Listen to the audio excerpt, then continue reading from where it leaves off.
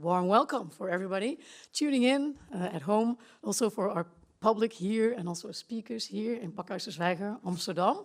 Amsterdam, where a beautiful event will happen on the 18th and the 21st from September. Glue, Connected by Design. What is that? That means that Amsterdam can be visited on a bike, just by walking, towards one hidden gem, towards the other one, where you can find all different kinds of exhibitions regarding design, but also more the arty projects, where it's also about crafts, where it's also about some meaningful themes, because of course nowadays the creative industry is also working very hard towards very futuristic perspectives. As part of Glue, Connected by Design, they invited 5 external curators to really find out the real hidden gems in our community. And today actually is the final episode of Alternatives from the Unexpected, where we can see a sneak preview of these curated sticky participants. My name is Marsha Simon. I want to welcome you all, first of all, to this final episode. I'm very happy that we are all here. And I find it also very important that today is quite an interesting topic.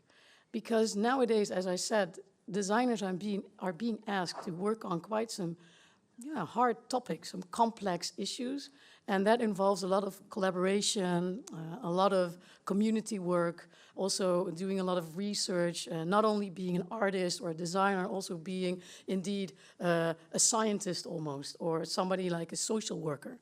And what does that actually mean? How does that work? What can you do to actually make that extra step and to create a different future perspective that we're all looking forward to? Because who in here, just raise your hands because we have a nice audience here, finds it quite difficult times every now and then, this geopolitical landscape? Yeah, right? It can be quite confusing and depressing. But tonight, we're going to listen to stories of people who give a damn and also know how to make a difference. So today, we will talk to Rosa Smits, we will talk to Jeffrey Heiligers, we will also talk to Lamiae El Hajjaji, and first, they represent 13 multidisciplinary people coming from art direction, teaching, to creative coaching, also photography, art in general, to creative strategy even, and psychotherapy. Because since 2016, together they collaborate to center creativity, empathy, and vulnerability in addressing mental health. Please, a warm welcome for Kristel Frich and Denise Admiraal from Arthood Collective.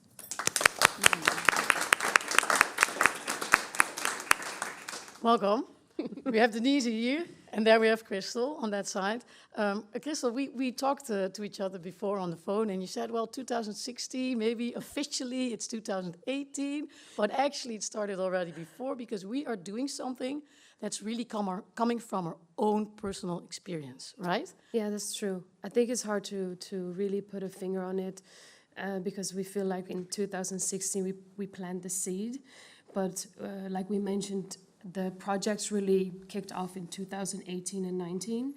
But all those years ahead, we sat down a lot. We marched almost during every protest in the city. We learned a lot from other people as well.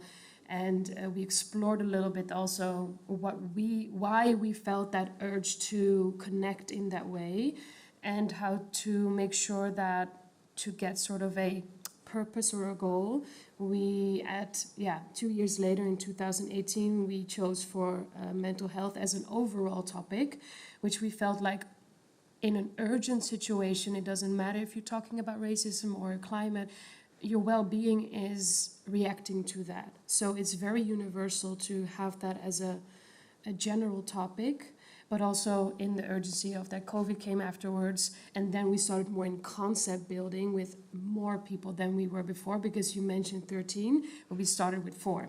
So I think it's sort of like, we have this timeline of growth.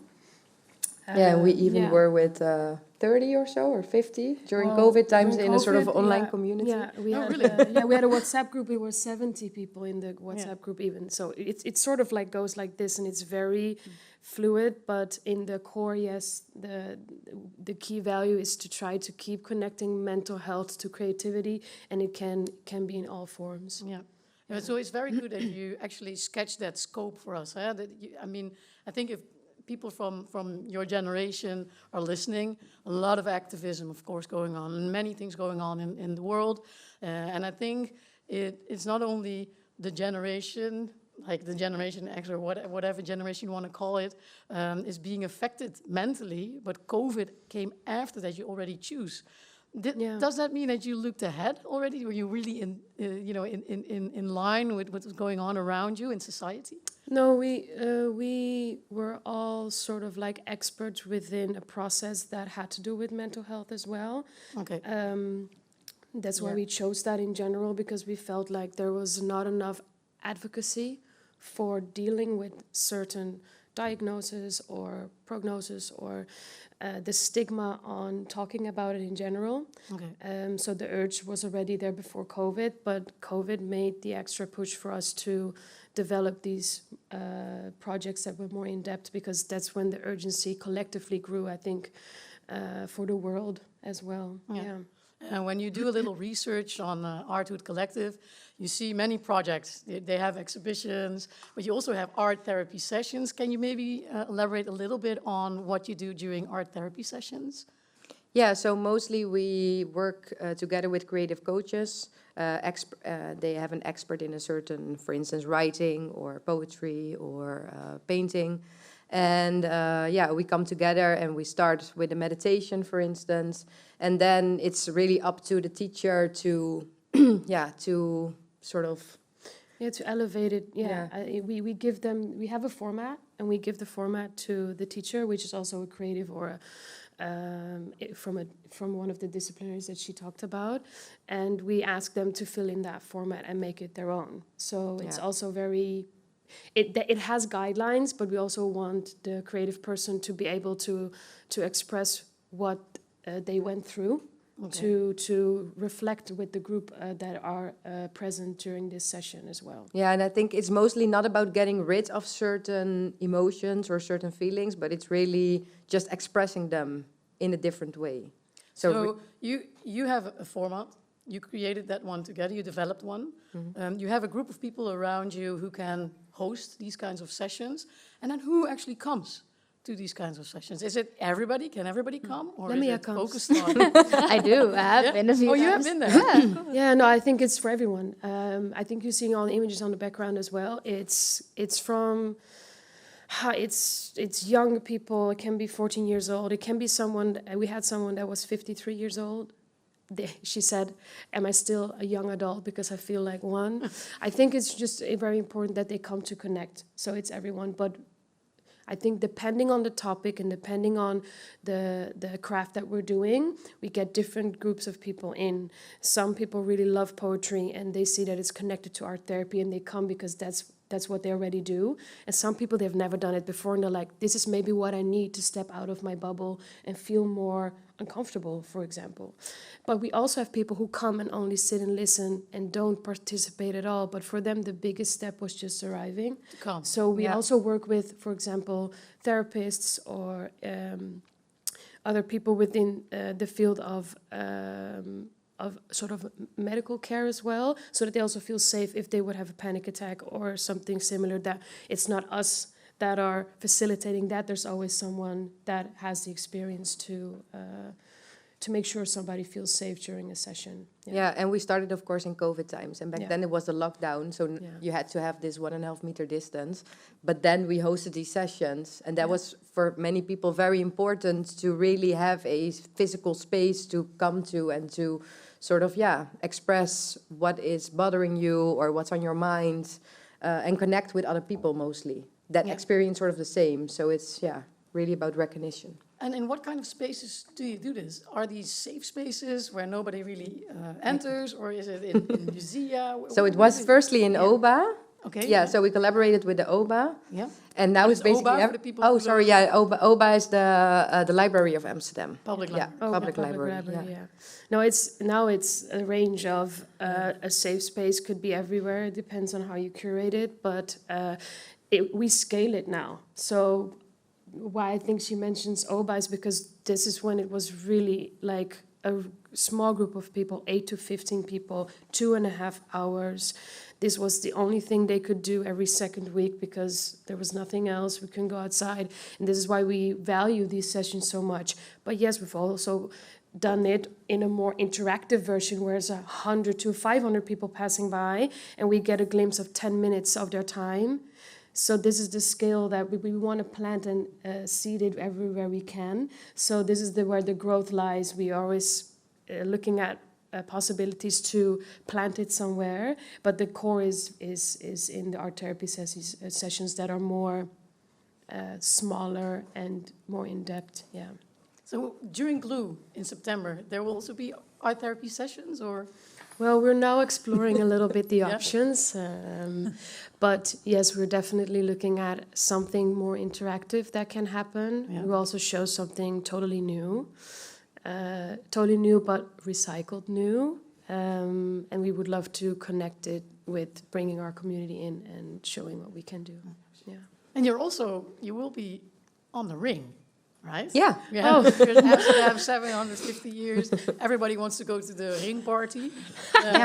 All of my friends and neighbors are very disappointed that they didn't get their tickets. We don't have tickets. You don't Well, have no, tickets. just kidding, They don't no. have tickets. People don't try to call Arthood Collective, but you will be there. Yes, we are now, today and tomorrow, we're in conversation to finalize the concept. Yep.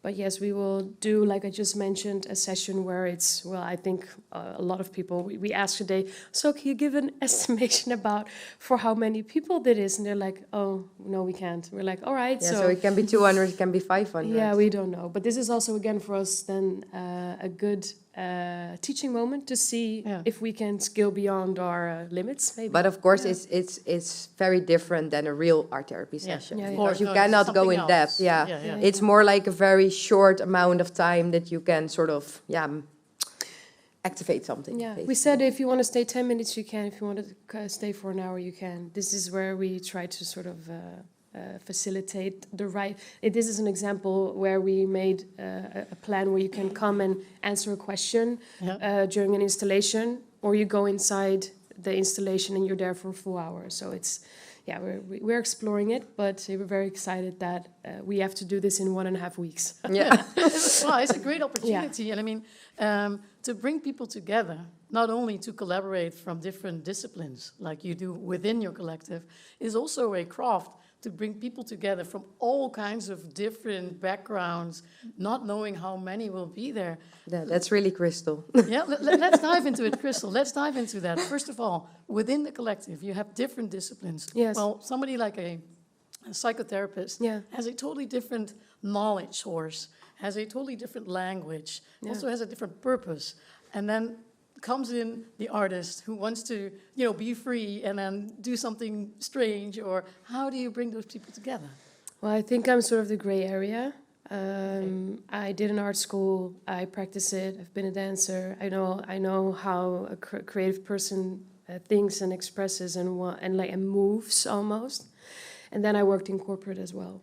So I think there's also me knowing a certain language, or that preventing time or acknowledging time in a certain way, letting our team know we don't have 5 hours or 3 days to brainstorm. It needs to be 1 hour, and everybody's wishes can be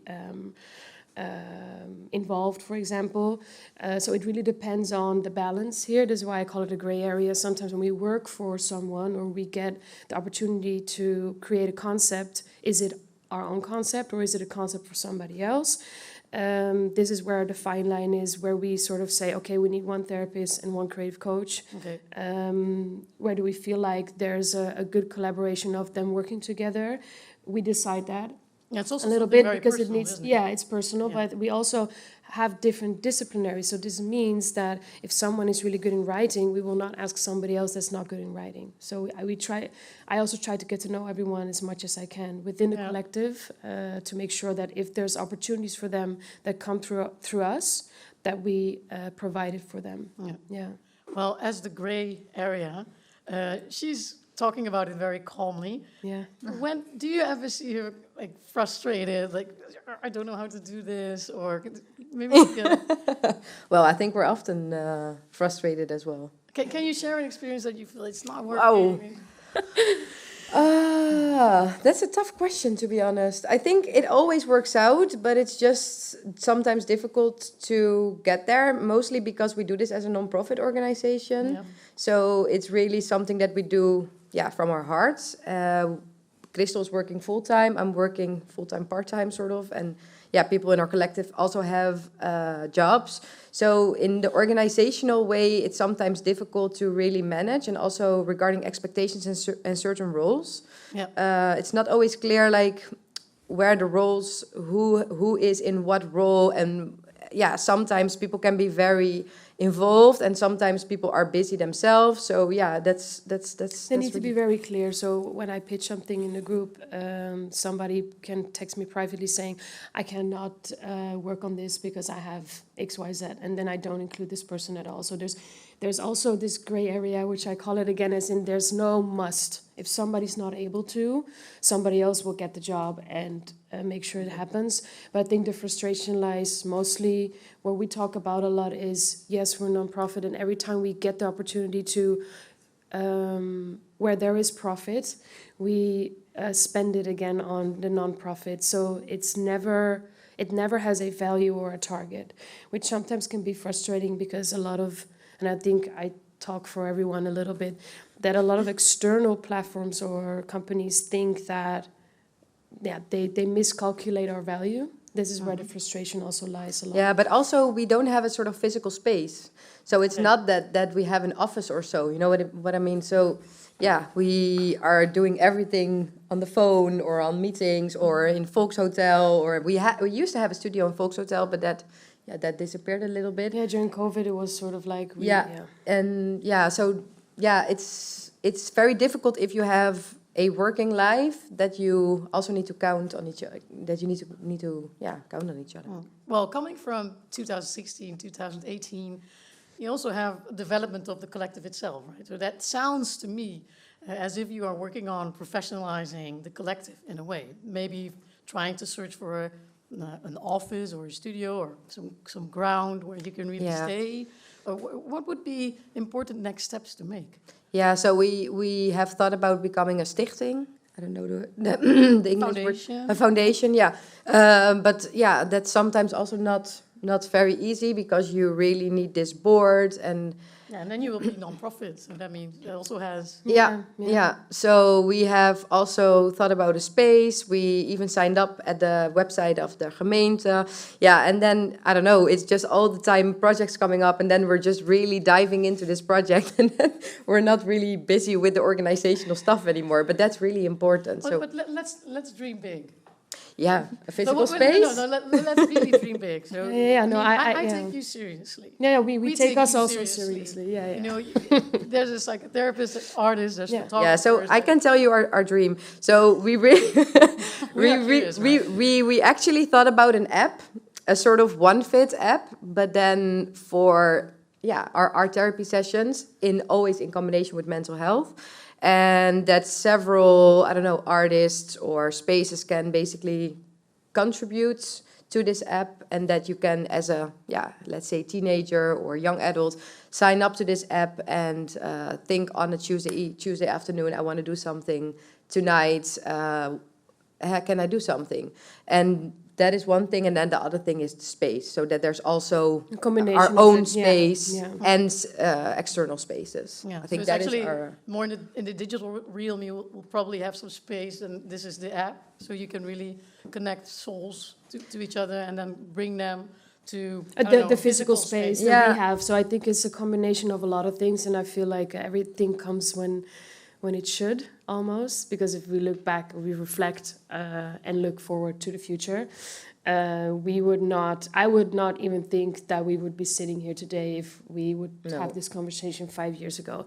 So with just putting it out there and saying it out loud and talking about it with people, I think our time will come, and I think the combination of the digital and the online and offline is where our strengths lie the most. So yeah, let's see where that goes. Now, the seed is there. Yeah. You have to plant it. You have to water it. And then you need community, right? Yeah.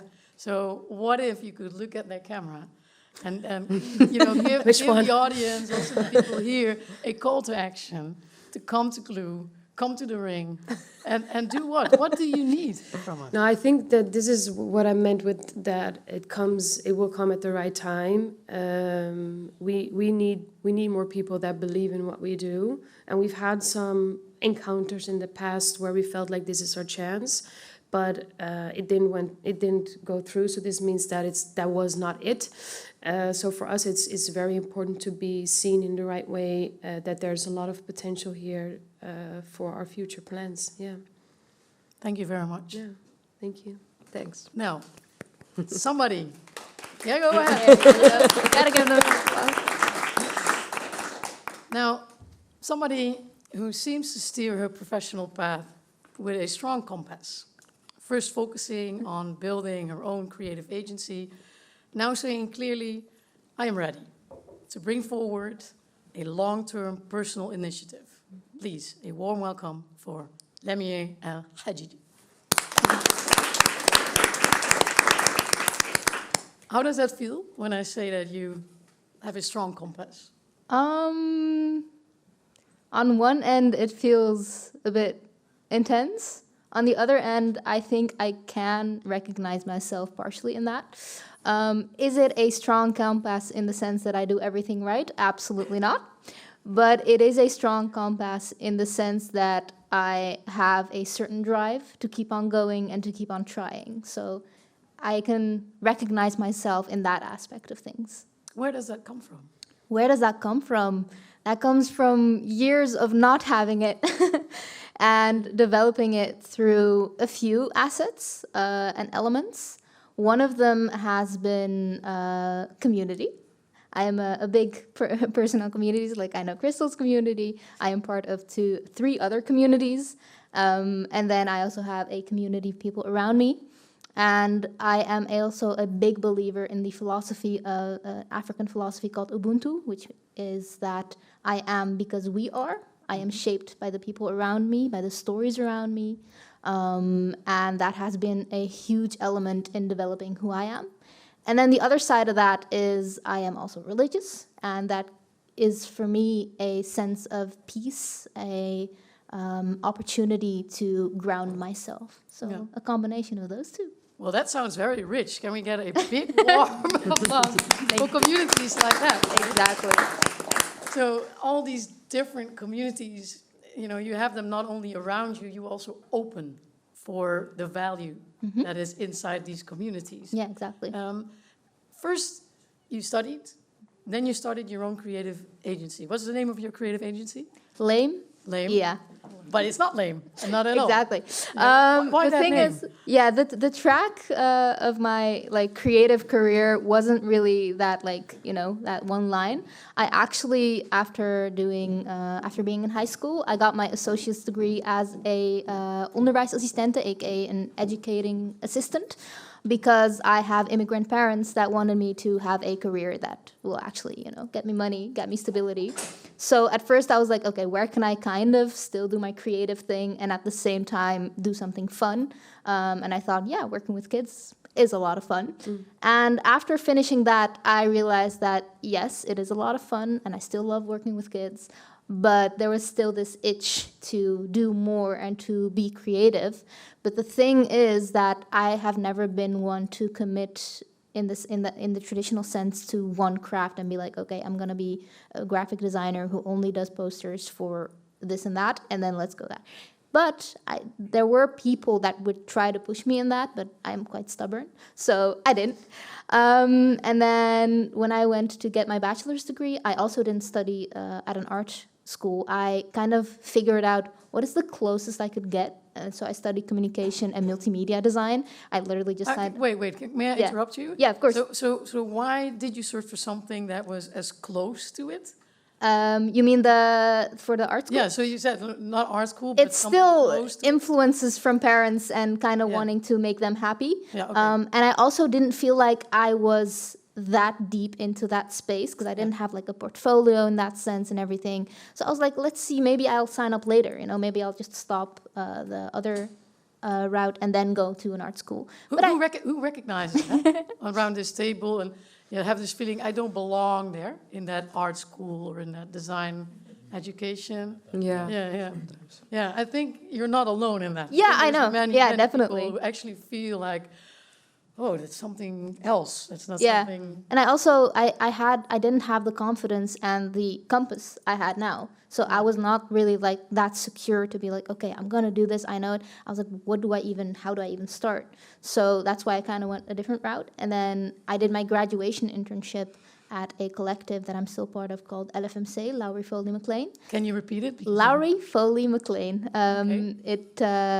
It started with Brian Elstock, who is an artist Yep. and a children's book illustrator. He also picked a horribly difficult name, but that's another story. Brian Elstock. Yeah. But that was a really important phase of my career because I did my graduation internship there, and that was the first time that I entered a artistic space that also had people from all sorts of, because there's photographers, there's musicians, there's artists, there's art directors, you name it, they're there. Illustrators. Yeah. Exactly. And it was a space where not only there was no gatekeeping, there was also no tone policing, and there was also a sense of like actually helping each other. So that was such a huge push for me because it kind of gave me that idea of like, oh wait, I don't have to, go this specific route or Yeah, you're change welcome. myself. Yeah, exactly. Yeah. So after doing that, I started out as a freelancer, just working on my own projects. And something that people noticed was that I was everywhere. Like, I don't live in the Randstad, which is like the big cities like Amsterdam, Rotterdam, The Hague. But I was there, like at every single event, every single volunteering opportunity, even at the most random things that are like tech something, but I just wanted to know like, okay, what's out there, who's out there? And I also kept asking questions like to anyone I could find. It didn't matter to me what they did and how high up they were. Can you bring us to the moment that Yeah. you actually think, here I was really making something, working on a project that I really felt, hey, I belong in this community. I am Yeah, and a that is designer, exactly what illustrator. happened after Yeah. that phase Really, of so please. graduating. I was able to work on my own craft, and at the same time, I was like developing small bits of art that I liked. And by also working on that own craft and becoming an agency later on, I kind of figure out what kind of story I would like to tell. And that also came from working with clients, so to say, because you would have like different influences. You would see how people would go about different projects. And the moment I was like, okay, I'm going to do this, was when I made a bunch of stuff and I saw that there was a grant opportunity. Okay. And that is where I developed the ongoing project I have right now called Hia. Hia is Hia is Arabic for her. She, her. And it basically I basically created a multiverse, as I like to call it, a comic book with artworks, and it's still ongoing. Artworks meaning? Artworks meaning 3D, props okay. from the story Okay. that also have different layers of research, culture, stories in them. And the artworks consist of a set of ceramics, a hijab that's like 2 meters long that has a certain pattern printed on it, a mirror that's like handmade, and some other works. And how come now? How come now? I think now it made the most sense when I knew what type of story I wanted to tell. Because I didn't like saying yes to anything when it came to my own craft. I wanted to protect that because knowing that if I just go into a certain route, I might feel like trapped in it. But I came to a point where I realized I know my compass well enough, and that is a telling stories where I don't have to tell them from like, oh, this is the thing I struggled with, or oh, this is so difficult. I like telling stories from the power and the richness that I have culturally, that I have from stories and that I have around me. Actually, yeah, like in the beginning, you told us I'm part of so many different communities, and we all are, right? If we really think about it, if we really put some research into our own communities, we all are bicultural or multicultural, right? Yeah. So the book is not about being bicultural. No, it is not at all. about her. Yeah, because what I don't like is when somebody calls me up, and I've had this as an actual call before. They'll be like, yeah, we're working on this and that, and it's like the typical framing of like, oh, we're working on a bicultural story, and we're looking for so-and-so. And then somebody literally said, we looked at that was back when I was still a freelancer, so we looked at your portfolio Instagram, and we liked it, and I used to have my own personal one tagged in, and then when we clicked on your personal one, we were even more interested, because, you know, I look like this, so check. You recognize that? That people really call you with a certain purpose, or Yeah. How do you deal with that? I mean, because we all know it's also hard. We're non-profit. We need to make money. We need to be able to do. How do you cope with that? We say no. Do you say no? Yeah, we say no. Yeah. You say no. I say no, and then I go to the collective that I just mentioned that I'm part of. I rant a lot, so I don't actually rant to that person calling me, because, you know, gotta stay professional. Of course. Yeah. And then I'm like, thank you. And we but talk no. to each other. Exactly. So some people from LFMC, but also from Comfy Community, we talk to each other as well, letting them know.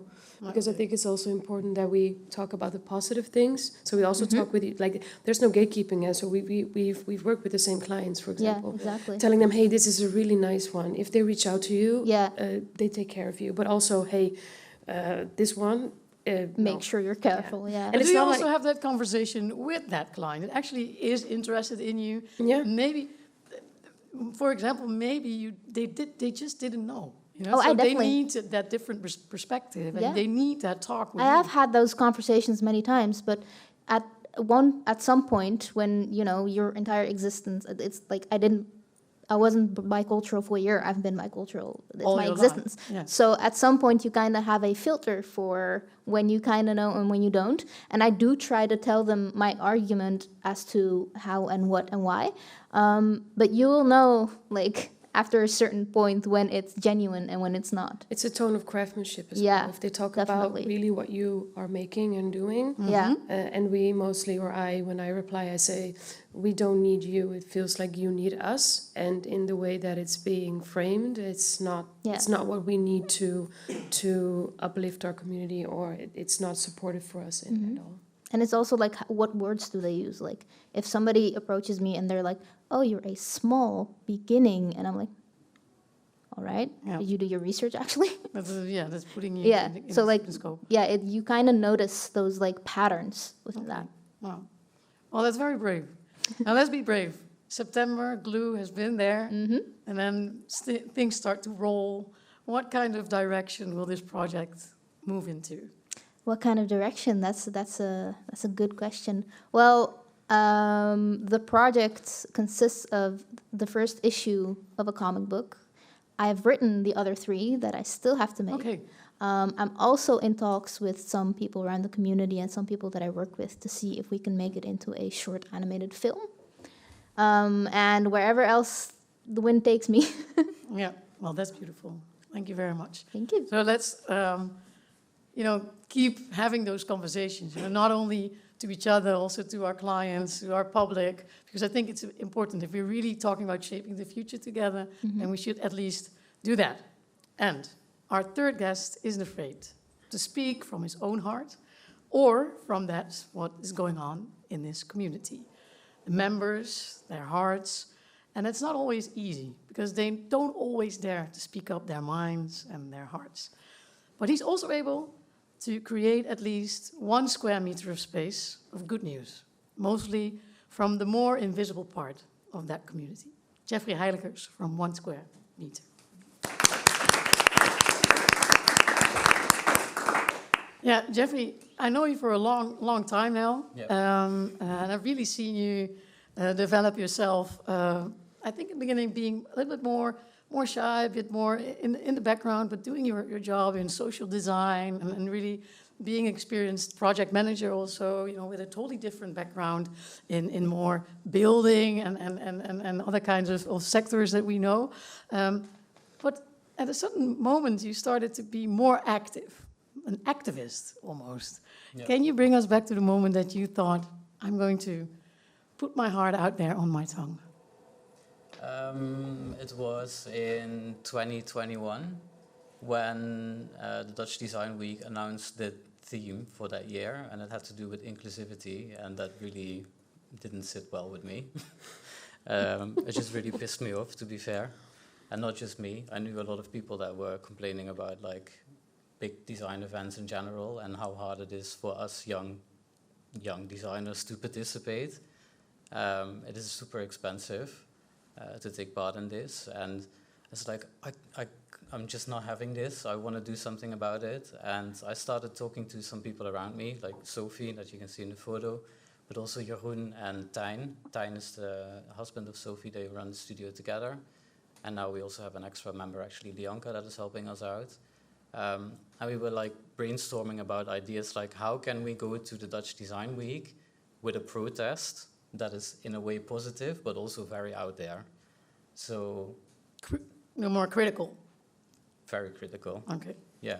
No, we wanted to be critical because I think it was very necessary to make the point come across. Yeah, in one sentence, what was the critique you had? Well, not only on Dutch Design Week, but I think because you were so frustrated, it was really about design. Yeah, that in general, the like big events and the design community are not inclusive, I think. In what way? Well, I don't know, maybe that comes from a more personal but that's okay, experience. Right? I also studied something else before going to an art school. I studied mechanical engineering, actually finished it because I also was always told, you need to do something that makes money and you need to make sure that you can look after yourself. Hated it. I also enjoyed it, it was interesting, but then I found out about Design Academy, and that became a trauma in a way.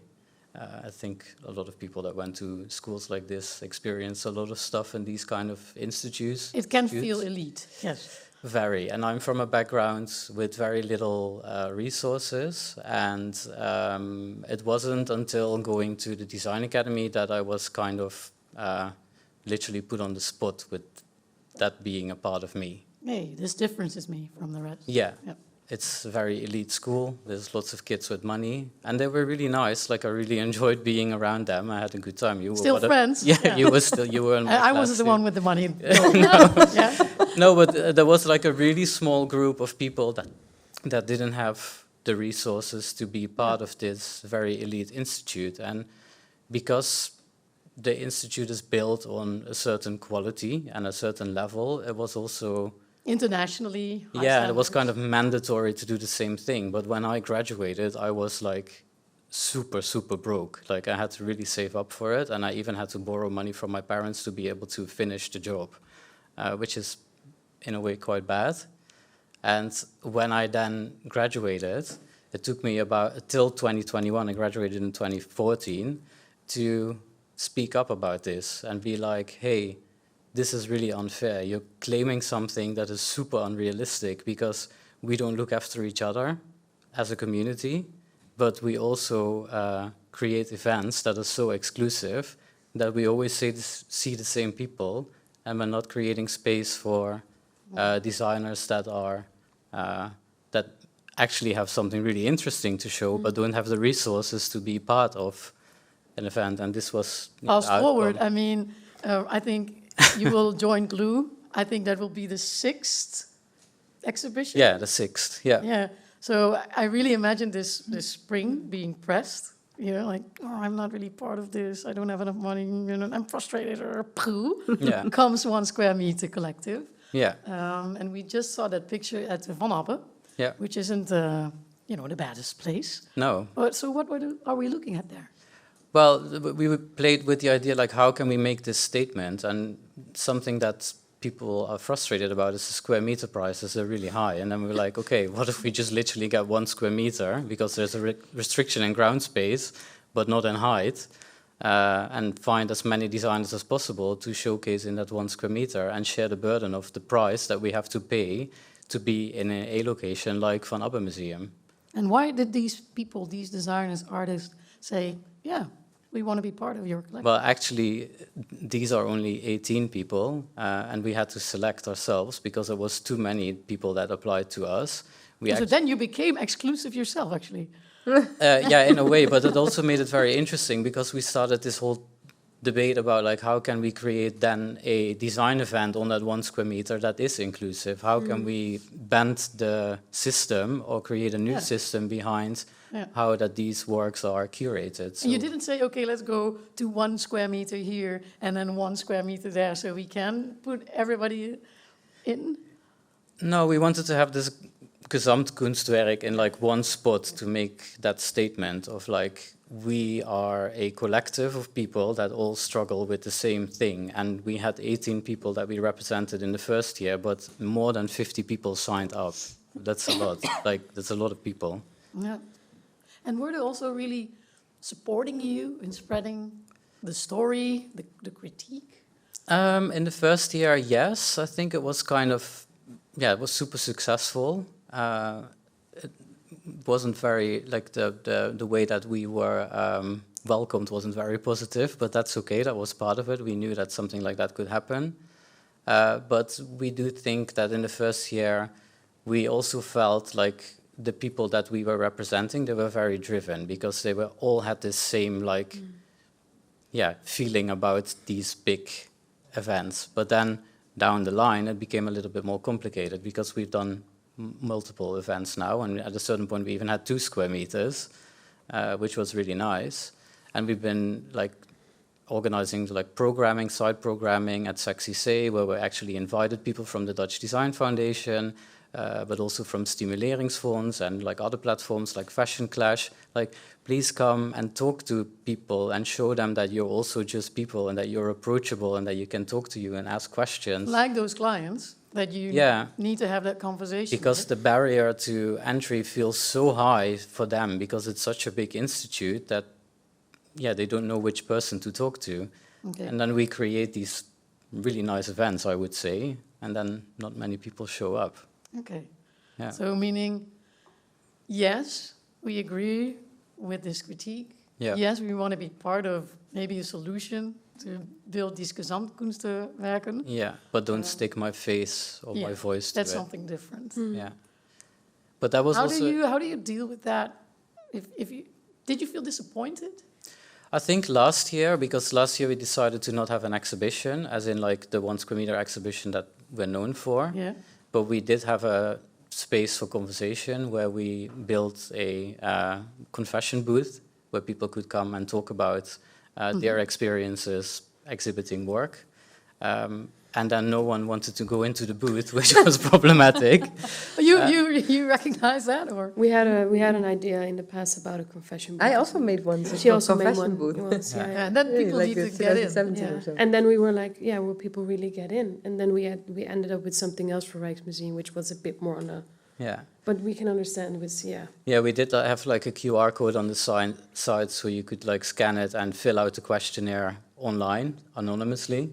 The confession booth was also anonymously, but a very big observation there, and something that people literally said, it's like, I don't want to say out loud what I think about those institutions because that's going to damage my career. Okay. And I think that's quite interesting because there is a huge fear in people to speak up. And now you will be part of GLUE. Yeah. Do you have the same critique on GLUE? Or no. Why are you joining GLUE? Because you said we're not joining another one, but we are joining GLUE. Why do you exhibit there?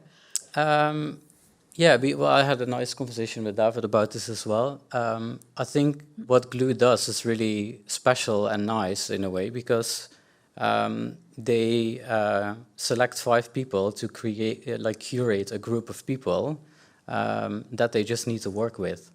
Yeah. It's similar how we work. We have an independent jury, and they tell us with which people we have to work. And I think working like that and having different people each year that are selecting other people create space for voices that are not heard or seen by others. And above all, it's also very nice for me as a moderator, but also for my colleagues, program makers, that we actually really meet people that these last episodes, I really met people I didn't know before.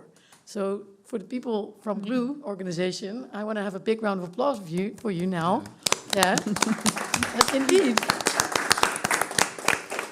it's really, really the alternatives from the unexpected. But I can imagine, and we'll get to that later, it's not only easy. I can imagine to meet people that are not usually in your community. You really have to find a different way to work with them. So you agree what GLUE is doing. It brings opportunities. What will you do then in September? So we decided to not reinvent the wheel. So we're going to do our typical One Square Meter collection of a collective exhibition. Yeah. And what we would like to do is invite the sticky curated participants to show a fraction of their work in the 1 square meter that we are putting in the Jordaan. Yeah, really supporting these 5. Yeah, and also because you're talking about connecting design, we're literally creating that connection point where all these 30 people come together and where we can tell people about what GLUE is doing and send them to the actual project. Yeah. Okay, great. Yeah. And if you can take the camera and give a call, give the audience, people watching, a call to action, what would it be? Show up. Show up. Yeah, no, I think it's really important because I think we tend to complain a lot as a community, like about things that are not well organized or that we disagree with or whatever. But on the other side, we're also quite egocentric. It also has to do with the way we are educated, I think, within the institute. Fighting for your spot. Exactly. It's almost like having to become a pop star. Yeah, it's quite a harsh environment. But I don't know, we need to show up when people are organizing stuff because there is a lot out there, but you need to do the work yourself. You already said that. You need to be at every event. You need to show your face. You need to talk to people. Because if you're not doing that, it's not just going to end up on your plate ready for you to eat. You need to put the work in yourself. And if there are people that are willing to help or you can go to events or whatever, go there. Because if we're talking about community, I seriously question if the design community at this moment really exists. That's my opinion. Because I feel like we take a lot. When we're invited to be here at the table, we are here. But when we are here, when other people are speaking, we are not here. We should also be here because we're all part of that same thing. And I think a community is about giving and taking, and it should be in balance. But I feel like as a design community now, we're taking more and complaining more than that we're actually giving back. And we have a lot of power. How does that feel within your own communities? It's a notion I think about. Many times more. Yeah. I will think about this. I don't have... Yeah, of course, that's okay. And you? I definitely agree with that. And I also think that, speaking of like things that are important, I also encourage... Because what I've often heard is like, oh, I didn't know so-and-so existed. But what you notice in a lot of design communities, agencies, is that they keep fishing from the same pool. Like, if you're like, oh, this is comfortable, it's quick, let me go here, then of course you're not going to know how people exist. And also to shift your narrative, because just because you didn't know they existed doesn't mean that they're not a small designer or a hidden gem, because they could be somebody you just don't know, but they're their own full person. Yeah. Anyway, what is small? When is somebody small? When is somebody big? Yeah.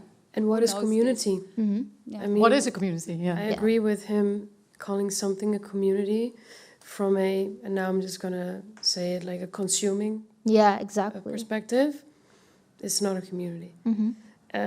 If you get a newsletter saying, hey, join our community and get 10% discount, I'm just saying something. This is when I'm now really talking about the pinkwashing words and also trends, and people are very vulnerable for certain words to want to be part of something. And that's why I totally agree. And if you put another word for design with something else, it's the same question. If you are you only coming to take, and are you using other people's community to come and take, or are you really investing and giving back and making sure they're supportive? Yeah, and when it comes to that give and take, something that I find very, very important within the design community, whether it's getting curated at a space or working on a project, what I've noticed is that people have this scarcity mindset. So instead of thinking in abundance, like there's plenty of art, there's plenty of opportunities. For example, somebody will come to me and be like, hey, I have this and this project. If I'm not available, I'm going to give you, if I can, 10 other people. Yeah. And that won't mean that I will never work with that person again, or, oh no, now I've lost. No, that means that you're giving back, because you don't know what that name then can do for you. So I think that's really important to like stopping the gatekeeping and like the whole like, oh, let's keep it tight knit. So this is actually a call for a revaluation.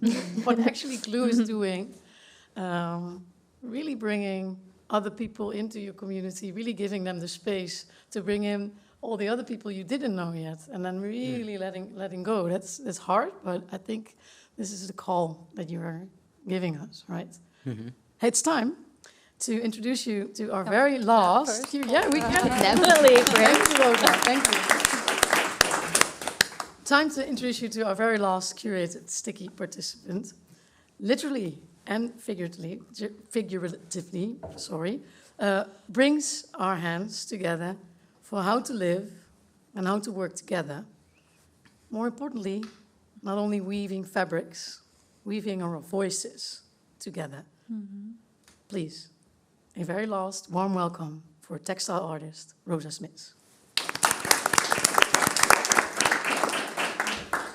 Rosa, when we were talking just before this venue, you said, well, yes, it's about, my work is about crafts. Yes, my work is about technique weaving. But more importantly, just like what we've just been talking about, it is about weaving those voices, bringing people together, having conversations. And the weaving, the technique, is just a method. It's a vehicle, right? Maybe can you show us 3 examples quickly of what you do with your work? Yeah, well, you can see them here, literally. Yeah, maybe take us along. Yeah. This is just one shot. It's too much of a story to explain, maybe. Here we were in Leeds with a project Weaving Voices. We were a group of 5 people in a middle of in the city, and we just wove with participants for 3 days, and we sang every day. At 5, there was a moment where we would stop weaving and we'd all come together and sang, and whoever wanted would join. Wow. And that Weaving Voices was an Erasmus project, so that was like Leeds was a place where we did that, and we did that also in Hungary, in France, in Germany. We were singing, weaving, and exploring how to merge singing and weaving and bring that to communities. There you have that word again, communities. Yeah. Sometimes it's like a community. It's a bit of a silly word. It's more like, you bring something and you try to create a momentarily community. You bring people together. And that works very well with weaving because you have lots of time to talk and also to sing. Here we did that with Weaving Voices in the south of Hungary, in a really small village. And that work is now hanging in the municipality there. Yeah, right. It's still there? Yeah. In the municipality, in the town hall. That's like the only public space they have, and a bar, but it was very grungy, so didn't go for that. This we did in Bureau Potjesweg in Slotervaart. We were invited to do a residency there to do something about all the flats. You see it actually behind the work. Those people, they had to move out, and indeed those flats now don't exist anymore. So we thought about gentrification, and we thought about talking to people about this changes in the neighborhood and how do people feel about that, and are they welcoming new people? Are they getting along? Are they not? So yeah, we brought this building fence literally that looked always so awful when you see it, and we wove with clothes of people through that, and we also recorded people to ask about their stories. And yeah, in the end it became this very colorful kind of activistic building fence, which still stands in between other boring building fences in Slotervaart. So sometimes I still see it. Well, I can actually really already start to imagine that, you know, indeed, like they came up with a format which was called art therapy sessions, and then people find different, actually, purposes for different reasons to bring that to a kind of city where there's some kind of challenges, and then depending on the kind of people that come to your venue to really join the sessions, you have a different conversation, right? It's different value also bringing up. And then you go to another place in Amsterdam, here somewhere, and you have a totally different theme to talk about. But can you maybe bring us into those conversations? What are the most valuable moments for you? Sure, yeah. There is this photo of this man that has his hands like that. It was made in Leeds. I think it's the one after it. Yeah. So he understood the concept of what we were doing there, and he really insisted on weaving this number. It says 721, and it was the 21st of July in Hong Kong, and it was an event where one group of people attacked another group of people, and the police came very, very late, so all the violence had already been taking place. And this man was so disappointed by that and felt so unsafe, mostly because of the police arriving so late. So he felt that they were like part of that instead of protecting them. And that was for him the trigger to move away from Japan. And I found it quite powerful that he understood this concept and he immediately took it to tell his own story. That was something that he wanted to express, and there was he wasn't pleasing anyone, you know. He just did that for him, and yeah, it's just quite powerful. Yeah. So first of all, you actually created the space for him to come and feel vulnerable, to dare to feel vulnerable, actually, to really speak up and to then create something like an image together with you. And then after what? What's your role? Yeah, perhaps more a facilitator. Yeah. Also, most people have never woven. Sometimes people think weaving is making clothes. They just don't know what it is. So it's also a lot like giving a crash course in how to do it. Sometimes there are people with disabilities in their hands and they cannot reach. So it's also like adjusting or working with whatever is there. So how can you still make it possible for somebody to join who cannot grab the threads? For instance, I had that once, and then that person was very good in crocheting, so she crocheted a yarn, and then I wove that in, and then she was still very happy that she could join. And for one person, also the weave, it like builds up, so at some point it just becomes higher and higher. So in the end you have kids standing on a chair. I'd once put the loom upside down for a woman in a wheelchair so she could still weave her part, and yeah. So it's very on the spot, houtje touwtje facilitation. Yeah. And we were talking to them about being non-profit, not always having this feeling that people really take you seriously in what you do. How is that for you? Yeah, it definitely. Oh, I don't always like it when people say that what I do is very cute for the community or something like that. Or I've also been invited to do this at weddings or at, that's just not what I want to do, you know. I mean, what I am interested in doing is working with marginalized groups, going to another place where I, in a way, link myself towards the environment and towards the people there and the materials also by Yeah. doing this. Because what kind of materials do you use? Yeah, often what's around. Yeah. So it's like in that weaving Bosjesweg in Slotervaart, that was with the clothes from the residents there who would have to move out. And then in Hungary, we worked with threads from Hungary, and this is in Morocco, and we work with Moroccan wool, so it's often... Okay. And sometimes it's dyed with the plants of the environment as well, like in this... in these works, there's a lot of natural dyeing with the local plants. I forgot what was your question. Yeah, so you know, I mean, it's very clear. You feel I'm doing something serious. I really believe in bringing people together, working with this weaving technique, but actually as a meaning to conversate with each other. Yeah. And to create images, to feel you can give people a voice. Yeah. And then to create a story together, actually, a new story, right? Maybe if you dream out loud, what would you love to work on in the near future? For me, it's also a good question. Where would I like to work, or with whom? Because I'd really love going towards an unknown place and just working there with whatever I have and whoever is there. I really love that. Yeah. I would love to make bigger works. That's just, something. I really like it when it's like at least your size, or imagine that you could make like a whole room or like literally a space where people could enter. I would really like to work on that.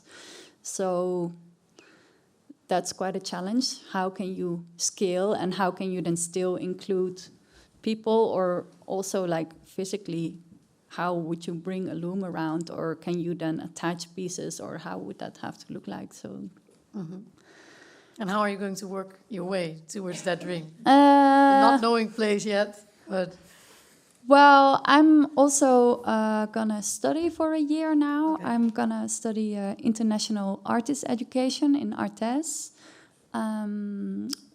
in which we will work with in local places in Arnhem, but also for a while in Morocco, and that's a place where I already work quite a lot. Why do you need to still, you know, in what way will that contribute to what you're already doing?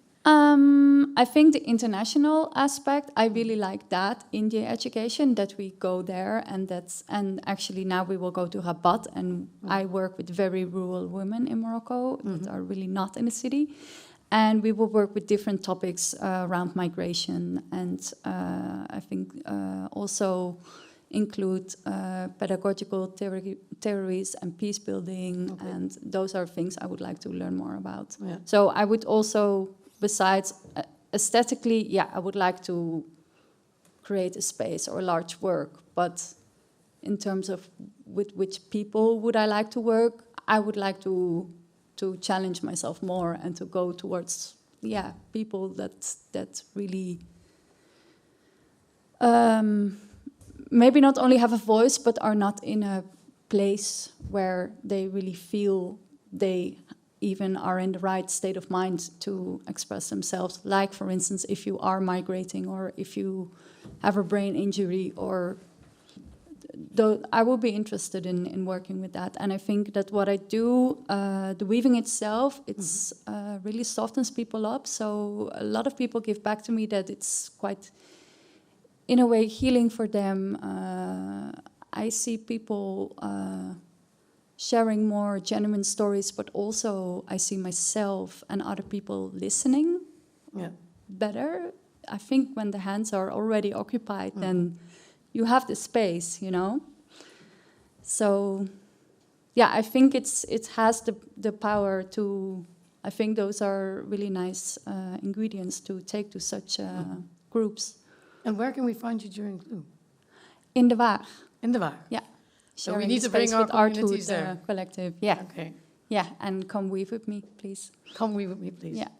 Can we get a big round of applause? If you want to share a song also.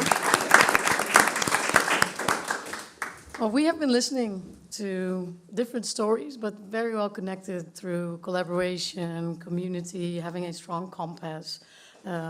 Also knowing what story you don't want to tell, so that people really know, okay, we know that, you know, at the border somewhere, this is what it is, but we actually are talking about something very serious.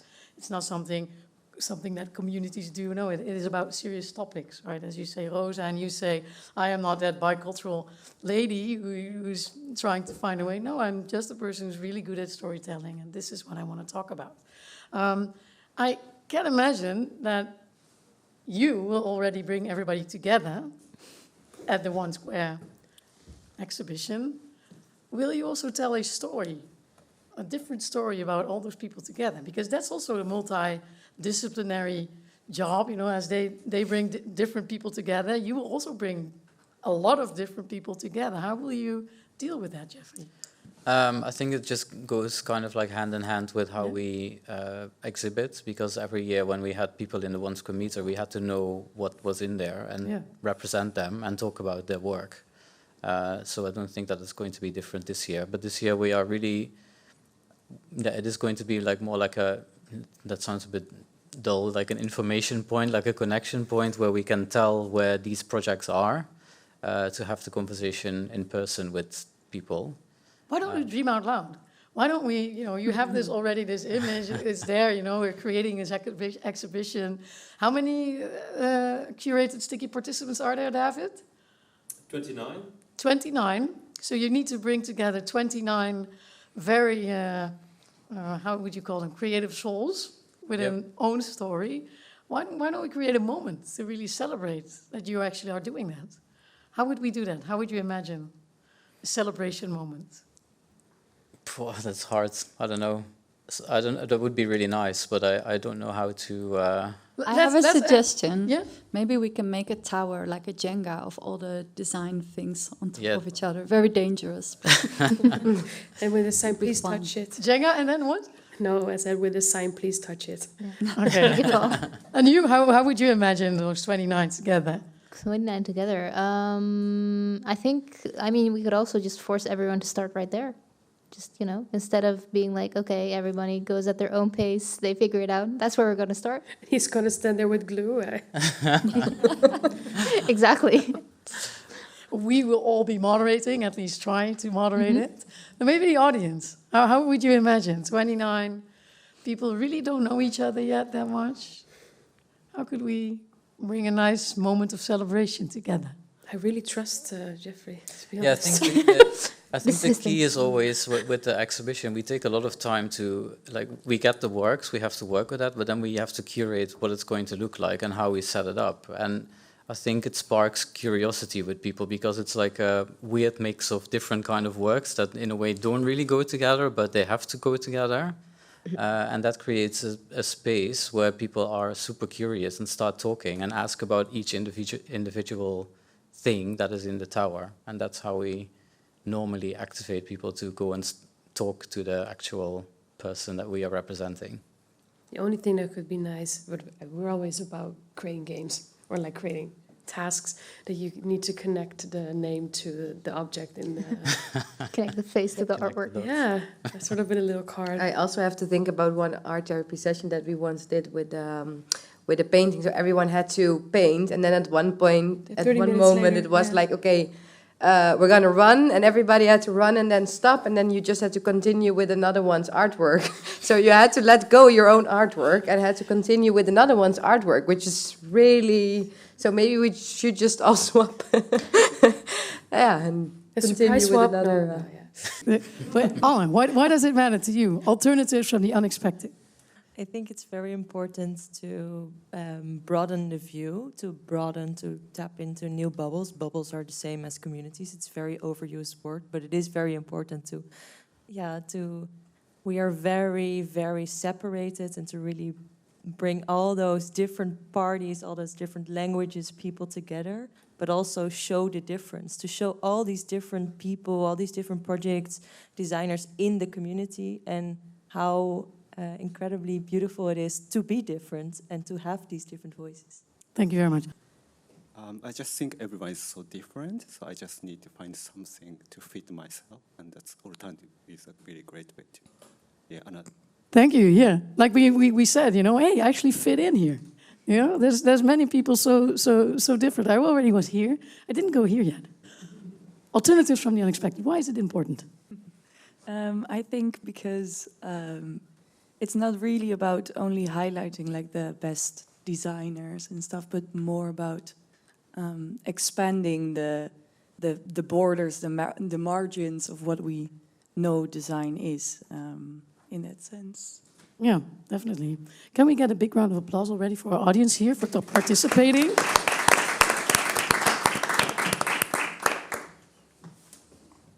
And here are my speakers. Why is it important to create space for the unexpected? Yeah, it's difficult. Oh. No, yeah, no, go. Well, I was thinking about it, but I also find it quite difficult to answer. But maybe for me, it's also a little bit about what you said, Jeffrey, like going beyond your own self. Once I did a project, for instance, with Makers Unite. I don't know if anyone knows the platform. Yep. And we were sort of creating an art project around newcomers. And we were just sitting there as sort of four privileged art students thinking about how we were going to shake up this whole idea that people have around newcomers. But we were just constantly sitting with the four of us here, and all the newcomers were working on those saving vests over there. And then we lost it, and then we were like, okay, we're just going to let it go, and we're just going to sit with them, and we're just going to make those vests. And back then, by then, it really started to get shape, because I had some ideas about, for instance, the Islam, or about womanhood, or some topics that live in that culture. And I was talking to this man, and this man said, I have 5 wives, and I was just talking about it, and we were definitely not agreeing, but it was so nice to have this conversation, and we were so respectful to each other, and even though we were not agreeing, we still felt that there was space for sort of alternative ideas in that sense. Yeah. And that is where also our confession booth came up. And then it was, that idea is really important, to just go beyond yourself and maybe not always agree with what someone else has to say, but also, maybe it's good for him and for his land and for all the children that he needs to work on that land and everything. So it's not something I maybe agree with, but it's needed or so. So I think in that sense, to go beyond yourself and your selfish area and bubble, also Enriching your empathy. Yeah. I think adding to that, because you mentioned geopolitical state of the world, we've seen what happens when people only get their news, get their art, get their stories from one source. Yeah. They create this very certain dangerous. image of people. And there is a quote by Nina Simone that I love, and that is, it is an artist's duty to reflect the times. But I do not believe that you can reflect the times if the only times you're working on is, oh, what am I doing? How am I feeling? So it is really important, and I would even say dangerous not to figure out what else is out there and what bubble am I in. Because even if I'm sitting here and I mentioned, oh, I know 3 communities, I know I'm still in a bubble. I just need to figure out what else is out there. Yeah. And we started to write a draft for Blue, and we also wrote in there that art shouldn't be a luxury but an urgency. Yeah. When you're talking about the unexpected, it's not like talking about all the privileges in the country we live in and everything has layers. There should be spaces to connect with each other. Yeah, so but this is we the were talking about the unexpected, art to create those spaces, right? It's it's not just a matter of bringing all those people together and then Figure it see out. what happens. Yeah, but at the It's about moment the you way get that create it. space, it shouldn't be a luxury. It should still be something that you keep moving and like Jeffrey mentioned as well, to keep making your point come across.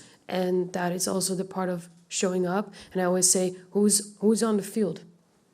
Well, the people talking from the highest tower, talking about needs for other people, and I've never seen them around, for example. Yeah. So I think the unexpected is also right here at this table within this conversation at the moment. Thank you very much. Jeffrey, Rosa, to round up. Yeah, I think we obviously need very many alternatives. We need that many ideas. We need to hear and see them. And we are, of course, already overexposed with information and images every day. But that is not the same as like talking to somebody that also has a project there that has a history and has a visual aspect perhaps, or maybe you can listen to it or you can feel it, like we need to experience these things. And I think Glue gives that opportunity for people to come and enter these other worlds. And then even a world that exists of all of our other worlds apparently, and that's then another way of seeing and another, and then I hope some cross-contamination happens and that then generates even more new ideas. That's just what we need. Thank you. Jeffrey? Yeah, for me, it's something that comes quite natural also in my practice. I mean, Moderator Collective is one of the things that I've done, but I've also done other collections and things where I always have this focus on making a piece or a story democratic, involving other people, because I think a lot of the designers out there also do a lot based on assumptions, and I think that's a way to break away from assumptions is by actually talking to people that are going to use the product, or people that are making the product, or maybe getting rid of the product when it's not necessary anymore. I think it's important to stay open-minded and learn from the people that you're designing for as well, because I think sometimes we forget to take them into consideration when we're creating something for them. Yeah. Thank you very much. Well, I'm going to round up the series of episodes about the craft, actually, of creating space for alternatives, for different perspectives, which now we agree on is indeed very, very important. And above all, it's fun. It was fun for me to meet people I didn't know yet, and I've been around so long, and I actually never have it that I meet all these different people that I just don't know yet. So thank you very much for joining. I also want to give a big round of applause for Stimuleringsfonds, for Fonds AFK, but also for Glue organization. Thank you very much for making this happen.